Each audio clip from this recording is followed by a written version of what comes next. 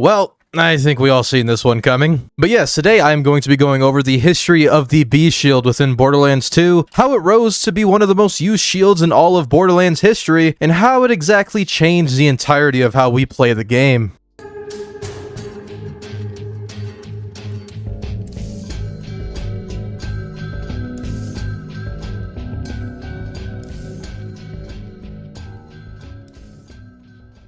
But as usual, before we get into the core details of the video, let's refresh your guys' memory on what the B shield exactly does. It is classified as an amp shield, meaning every time you shoot a bullet, that bonus damage is applied to your next shots, but it will drain a little bit of shield. But now in terms of the B shield, that amp drain is non-existent at a whopping 0, so as long as your shield is full, you get constant amp damage procs, which is really freaking good. But let's take you guys back in time for a second and look at the B shield from 2012 to 2013, around that time. But pre-nerf B shield, if you guys don't know, you know how shotguns in the Borderlands series are 900 damage times 30 or anything along those lines? The weapon card where it says times something with yellow text, those weapons used to get per pellet amp damage. So if your B shield, let's say, did 10,000 amp damage and you had a shotgun that was like the quad with a times 30, every single pellet would get that 10,000 bonus damage from the amp shield on the B, which was really insane. Now, you probably remember this combo, the conference call and the B shield. This was the most insane combo back in the day with Borderlands 2, but mainly people did it with Salvador on Terramorphous or even Axton with all his bonus gun damage perks. But it was very, very good because including the card's amp damage, the sideways projectiles that home in and make that converging pattern also got the benefits of the B shield because they were unlisted projectiles, but they still counted towards the amp as well as the initial 7 shots. So you could imagine the amount of damage that had. I will put a clip on screen right now, but you can see how insane the original B was in this video. Now with the B shield on its per pellet projectile basis, like I said before with the times 30, every single pellet was amped. Shortly after the game released, in November 13th, 2012, at least on PC, is when they fixed amp shields. Not only the B, but amp shields in general. The way they did this is they decreased the amount of damage that amp shields do indirectly because they were just dominating.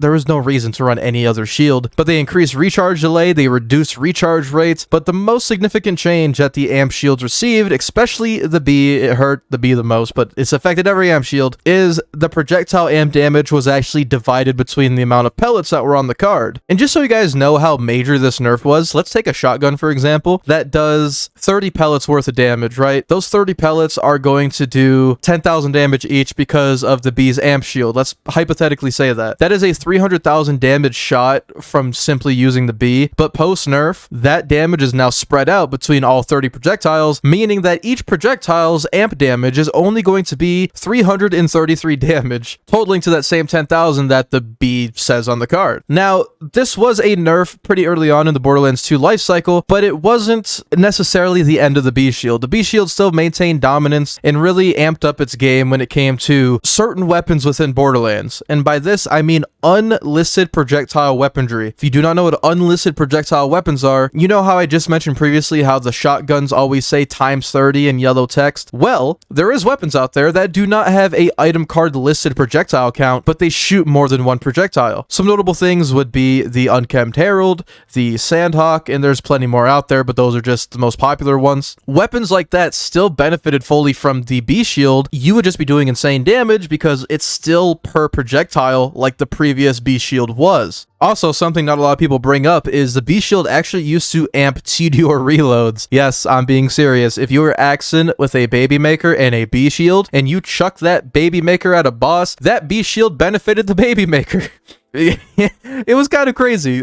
All this got nerfed very early on, so I don't expect everybody to know about this, but undoubtedly the B shield is one of the better shields. But term, why is it so much better and why is it so preferable in Borderlands 2? Well, I do want to say part of this is because OP8 scaling isn't the best. I'm gonna be probably the 900th person you heard say this, and OP10 made it worse, significantly worse, and the B shield was almost needed early on before they started fixing things for OP8. I do believe the jump from 61 to 72 made it so where the B shield was just dominating. But you have to remember, the B shield isn't the only good shield in the game. It's not like you need the B shield to play the game properly, but at some point it did feel like you did. If you didn't want to min-max your build and you didn't want to farm the perfect god roll things for your character, just get a B shield. It'll make up for it and you can still do the content in a relatively quick time. But you did have other shields like the Antagonist. You had the Neogenator, which is a great adaptive shield. Even the Impaler that drops from the Warrior was pretty damn good for its time, and all these different shields have great benefits, and you don't just need damage from your shield. But that's the exact thing that made the B shield so wanted, is it was constant free damage on a piece of gear that normally doesn't provide you damage. So it was just more damage, and if you play Borderlands, why wouldn't you want more damage? You know, it's very, very simple. It was a piece of gear that had very minimal trade-offs for very maximum output. But the B shield isn't only great when it comes to weapons that are unlisted projectiles. Yes, that's probably the best use case from the B shield 90% of the time, but high fire rate weapons like the Infinity Pistol on a Zero build or a Anarchist on a Axton, weapons like that with high fire rate just entirely benefit because you're dishing more damage and shooting more bullets while maintaining the uptime on your shield. Using a sniper with the B shield, it's okay, but the low fire rate just makes you more prone to losing that amp damage because the second your shields aren't full, the shield's basically useless and it's doing absolutely nothing for you, which was also a big weak point for the B shield because every other shield didn't have that effect to where, oh, it's not full, my shield sucks. The adaptive shield was great because it always maintained it. The spike shield was great because you always had damage from it, as long as it was, of course, had some charge left in it, but the B shield was basically a useless shield the second you dropped from full. But how do you get this beautiful shield? Well, you could go kill Hunter Hellquest for a 10% drop chance, which was previously a 3% drop chance. 3%. Yeah, that was a pretty rough. According to the wiki, at a 3% drop chance, it'll take about 1,000 kills to guarantee a decent B shield, which is pretty shitty. But 10% now, so no need to worry about all that. He is located on the Arid Nexus Boneyard right when you enter there from the Arid Nexus Badlands in that little tower up above. You probably remember where I'm talking about. Or, alternatively, you can actually find it in the Tiny Tina's Assault on Dragon Keep DLC from the treants that are located within the forest tile sets, and they have a chance to drop it. It does make sense. They are trees, and they drop the bee because bees live in trees. Okay, you get it. And now the red text that simply says float like a butterfly, and it's the B shield, so you could probably finish that sentence with stings like a bee. This flavor text is a obvious reference to the renowned late boxer Muhammad Ali, and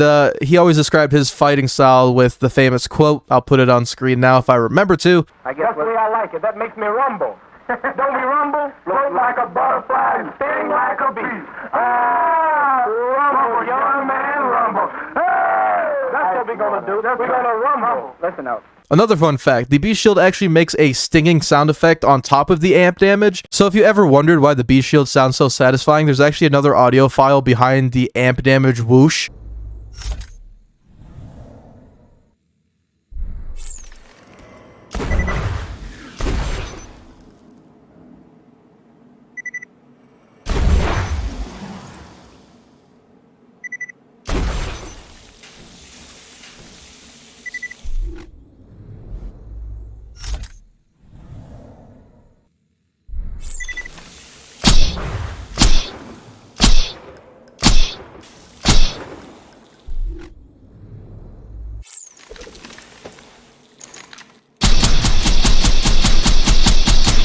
Now, regardless of the Vault Hunter you guys used, or the memories that just arise from using the B shield within Borderlands 2, please let me know your stories down below. I love hearing about all you guys' stories when it comes to Borderlands 2. It brings back more nostalgia for me, knowing that you guys also experienced the same things I did. Sometimes I just wish we can go back to Borderlands 2. I'm not going to dwell on that too long. If you guys did enjoy today's video, please make sure you guys leave a like, as it helps out the channel a bunch. You guys have been killing it with the videos and killing it with the support. I don't know how else to say thank you. You guys are amazing. So make sure to hit that subscribe button. I mean, you keep coming back to watch a series, you might as well subscribe, right?